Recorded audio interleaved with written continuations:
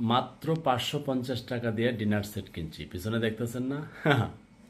একটু ঘটনাটা একটু রেকর্ডটা শুনেন। হ্যাঁ, 28 মার্চে একটি ডিনার সেট অনলাইন থেকে অর্ডার করেছিলাম। অর্ডার করেছি তখন শুধুমাত্র 550 টাকা অ্যাডভান্স দিয়েছিলাম। বাকি টাকা পণ্য পেয়ে তারপরে দেওয়ার কথা। আর ভেবেছিলাম যে 550 টাকা না পাবো, যদি মার যায় যাক। কিন্তু 29 তারিখে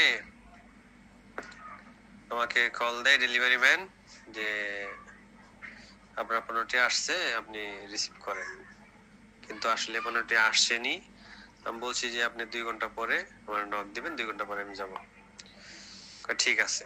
কিন্তু আধা ঘন্টার ভিতরেই উনি বলতেছে যে গাড়ি চলে যাবে, গাড়ি আপনি মালটা নামায় রাখি, আপনি টাকাটা অফিসের নাম্বারে পে করেন,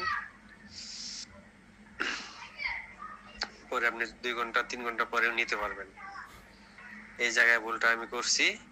টাকা তো একবার 3649 টাকা দিছি, এখন বলতেছে 3650 টাকা দিয়েছিলাম।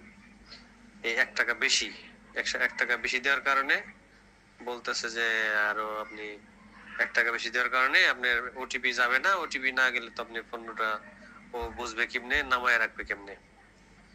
আপনি পুরো টাকাটা পে করেন, 3649 টাকা দেন, আপনি বাকি 3650 টাকা প্রথমে দিয়েছেন সেটা আপনি ফেরত পাবেন। দ্বিতীয়বার দেওয়ার পরে ওনারা টাকা আরো চাচ্ছে, আর একটা ভুয়া আইডি কার্ড দিছে সিকিউরিটির জন্য। আইডি কার্ডটা দেখে আমার মনে সন্দেহ হয়েছে যে এটা ভুল আইডি কার্ড।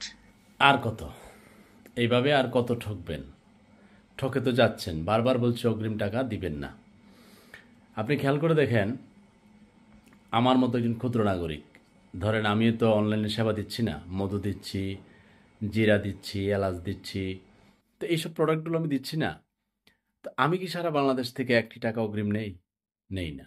তো আমি আপনাদেরকে বারবার বলি, ডিনার সেট বলেন, লুঙ্গি বলেন, জামা বলেন, লাইট বলেন, টিউবলাইট বলেন, খাবার বলেন, চাই কিনেন, দয়া করে অগ্রিম টাকা দিবেন না।